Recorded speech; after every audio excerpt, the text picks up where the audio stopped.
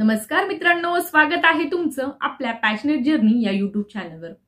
मित्रांनो, आज जलसंपदा विभागाच्या भरती संदर्भामध्ये एक महत्त्वपूर्ण अपडेट आहे।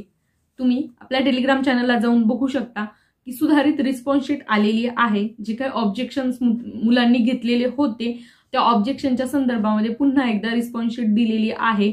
दोन विभागातील म्हणजे विविध संवर्गामध्ये ही परीक्षा झाली होती, त्यामध्ये दोन संवर्गातील विद्यार्थ्यांचे मार्क्स वगैरे चेंज झाले आहे, वाढले कमी झाले काय आहे त्या संदर्भामध्ये तिथे डिटेलमध्ये दिलेलं आहे। आपल्या टेलिग्राम चॅनलला ही लिंक टाकलेली आहे।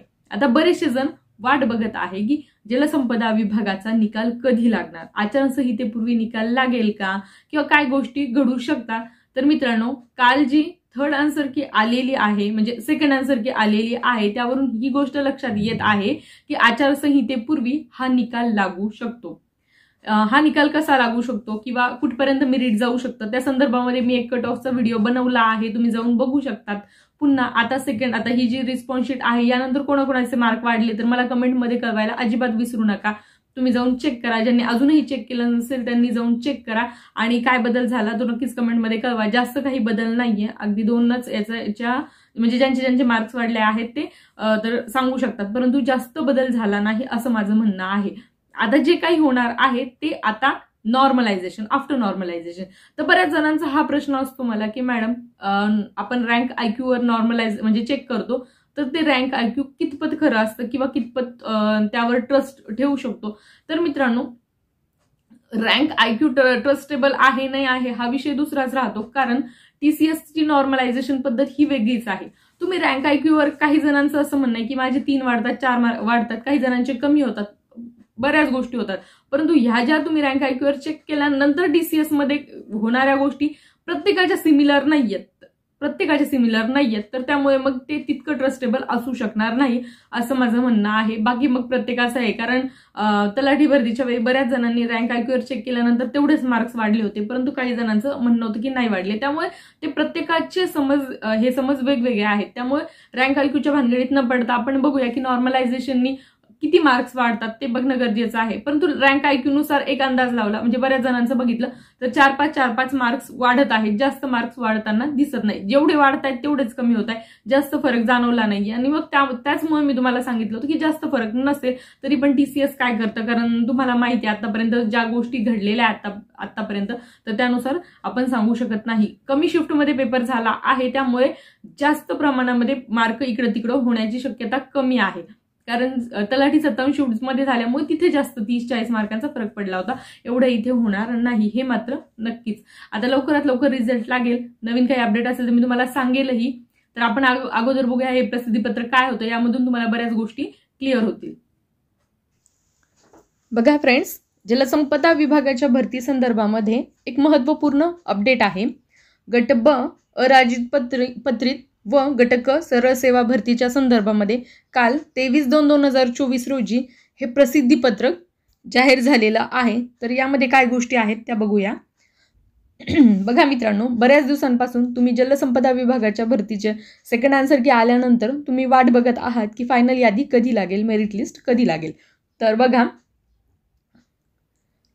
जलसंपदा विभागांतर्गत गट ब अराजपत्रित व गट क संवर्गातील परीक्षा 2023 याकरिता एकूण प्राप्त 6,827 आक्षेपांबाबत टाटा कन्सल्टन्सी सर्व्हिसेस म्हणजे टीसीएस या कंपनीच्या तज्ज्ञ समितीमार्फत कार्यवाही करण्यात येऊन त्यातील 82 आक्षेप हरकती वैध ठरवण्यात आल्या आहेत। म्हणजे बघा, 6,827 हरकती घेतल्या गेल्या, पण त्यातल्या 82 ज्या हरकती आहेत, ज्या आक्षेप आहेत ते वैध ठरवण्यात आल्या होत्या। तथापि त्या व्यतिरिक्त स्थापत्य अभियांत्रिकी सहाय्यक इथे क्वेश्चन आयडी दिलेला आहे व दप्तर कारकून, मोजणीदार व कालवा निरीक्षक इथे क्वेश्चन आयडी दिलेला आहे। याबाबत घेण्यात आलेले 2 आक्षेप व हरकती देखील टाटा कन्सल्टन्सी सर्व्हिस या कंपनीच्या तज्ज्ञ समितीमार्फत स्वीकृत करण्यात आलेले आहे। त्यामुळे सुधारित objection summary, valid objection details यासोबत प्रसिद्ध करण्यात येत आहे। तर त्यांनी आता पुन्हा जे काही ऑब्जेक्शन्स घेण्यात आलेले होते तर ते ऑब्जेक्शन घेऊन पुन्हा जी सुधारित आन्सर की दिलेली आहे प्रत्येकाच्या लॉग इनला ती आलेली आहे, जाऊन तुम्ही चेक करा।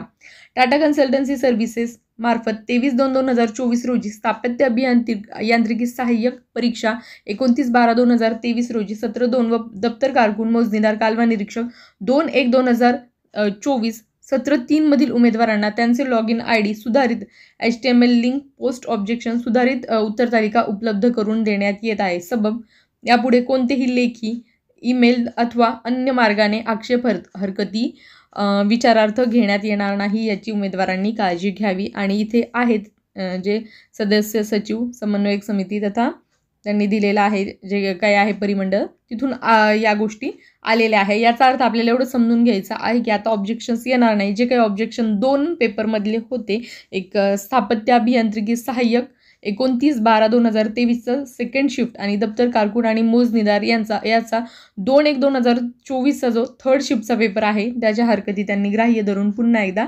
आन्सर की दिलेली आहे आणि त्यामध्ये जे काही बदल आहे ते बदल त्यांनी स्वीकार केलेले आहे। तर हीच अपडेट आहे आणि याच्यानंतर लक्षात येत आहे की यानंतर आता तुमची मेरिट यादी लागणार आहे। बघा फ्रेंड्स, हे जे प्रसिद्धीपत्रक आपण बघितलं आहे यावरून आपल्या एक गोष्ट लक्षात आलेली आहे की यानंतर आता हरकती स्वीकारल्या जाणार नाही। म्हणजे जे काही तुमचे ऑब्जेक्शन्स आहेत ते आता यानंतर स्वीकारले जाणार नाही। म्हणजे ही आता तुमची फायनल आन्सर की रिस्पॉन्स शीट असणार आहे। त्यामुळे फायनल रिस्पॉन्स शीट नुसार कुणाच्या किती मार्कांमध्ये बदल झाला हे मला नक्कीच कमेंटमध्ये कळवायला विसरू नका। आता लागणार आहे तुमची फायनल मेरिट यादी। आता तुम्हाला माहित आहे की तलाठीप्रमाणेच तलाठी जिल्ह्यावाईज लागली होती, ही परिमंडळावाईज लागणार आहे। ज्या प्रत्येक परिमंडळामध्ये 7-7, 8-8 जिल्हे आहेत, जे काही आहेत तिथल्या परिमंडळानुसार जिल्हे आहेत, तर त्या ठिकाणी तुमचं जे काही आहे पुढचं हे होईल।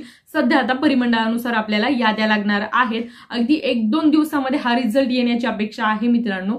काल रिस्पॉन्स शीट त्यांनी अवेलेबल करून दिल्या, म्हणजे जे काही सुधारित आन्सर की अवेलेबल करून दिली त्यानंतर आता याच्यानंतर तुमच्या याद्यांवर काम चालू होईल आणि जास्त वेळ लागणार नाही। तुम्हाला या गोष्टी सगळ्या याच महिन्यामध्ये फायनल रिझल्ट बघायला मिळणार आहे। कदाचित डॉक्युमेंट व्हेरिफिकेशनसाठी सुद्धा तुम्हाला बोलवलं जाऊ शकतं।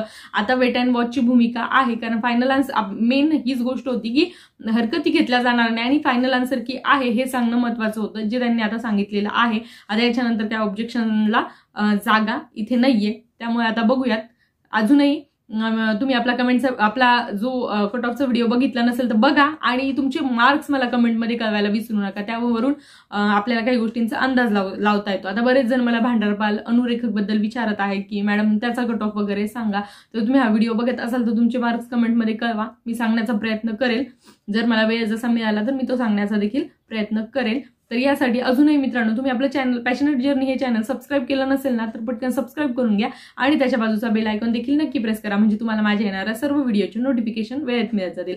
आणि मित्रांनो तुम्ही अजूनही आपलं जे टेलिग्राम चॅनल आहे ते सबस्क्राईब केलं नसेल तर तिथे जा, टेलिग्राम चॅनल जॉईन करून घ्या, जेणेकरून अपडेट्स तुम्हाला मिळत जातील। म्हणजे जलसंपदा विभागाची पुढची प्रोसेस काय होणार आहे, काय गोष्टी आहेत, जसं माझ्याकडे अपडेट येतील तशा मी तुम्हाला देण्याचा नक्कीच प्रयत्न करेल। तर त्यासाठी चॅनल सोबत राहा। धन्यवाद।